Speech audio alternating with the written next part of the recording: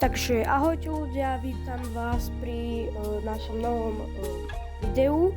Dneska to bude prvé receptové video a ukážeme si, ako spraviť jednoduché hranolky. Takže prvá vec, čo musíme spraviť, je zobrať si dva zemiaky, ošúpať ich a pokrájať ich na hranolky.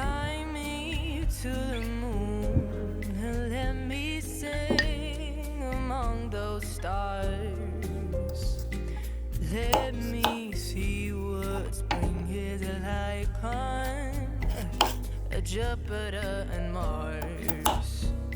In other words, Následovne ich musíme dať do misky so studenou vodou, aby sa umyl škrob z hranolky. Už len hranolky dôkladne vysušíme a môžeme dávať do rozručného oleja.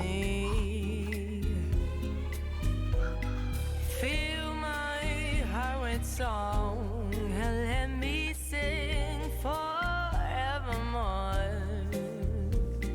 You are all I long for, all I worship and adore. In other words, please be true. Keď budú hranolky svetlo hnedé, tak ich z oleja môžeme vyberať. Ak sa vám toto video páčilo, tak zanechajte like, odber, zazdieľajte video a aj koment. Čaute.